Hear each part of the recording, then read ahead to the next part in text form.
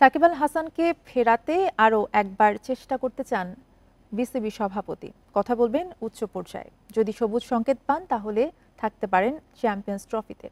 এদিকে টি-20তে শান্তর ছেড়ে দেওয়া জায়গায় নেতৃত্বে দেখা যেতে পারে লিটনকে।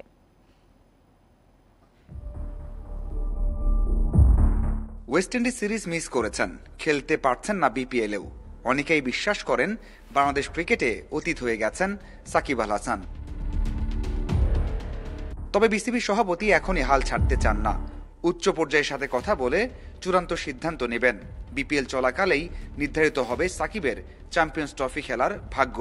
ওর যে ইস্যুগুলো আছে সে তো মাঝে মাঝে মন্ত্রণালয়ের সাথে কথা বলে কিভাবে ওইটা কি করা যায়। আমার হেল্প করার কোনো ব্যাপার নেই, এটা আমি আগেও বলেছি, এখনো বলছি।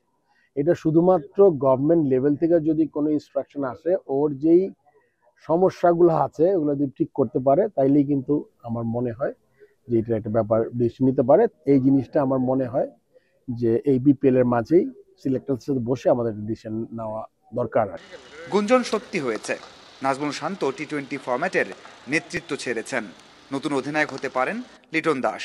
তবে টেস্টের মতো চ্যাম্পিয়ন্স ট্রফি পর্যন্ত ওয়ানডেতে অধিনায়ক থাকবেন শান্তই। শান্ত আমি এখনো মনে করি ও তো টিমের বাইরে গেছে ইনজুরির জন্য। If he comes back he will come back as a captain. And আসলে ক্যাপ্টেন্সিটা ওর টেনিয়রটা কতদিন আপনারা বলেছেন যে এই ডিসেম্বর পর্যন্ত ছিল 1 বছর। সো ওই ব্যাপারে আমরা আরেকজন ক্যাপ্টেন চিন্তা করছি যে ওই জায়গায়, যদিও টি-20 এখন বেশ দূরে আছে। বিপিএলের টিকিট ইস্যুতে ভাঙচুর অগ্নিকাণ্ড ভাবমূর্তি নষ্ট করেছে বিসিবির। এর মাঝেও মাঠে দর্শকের উপস্থিতি ও বোর্ডের মধ্যে অব্যবস্থাপনা দূর করতে পারাকে সাফল্য হিসেবে দেখছেন ফারুক আহমেদ। প্রত্যেকটা ম্যাচে মোটামুটি 35%-এর মধ্যে 90%, 35% মানে দেওয়া হয়েছে যেটা অনলাইন, ওইটার প্রায় সিংহভাগই বিক্রি হয়ে গেছে।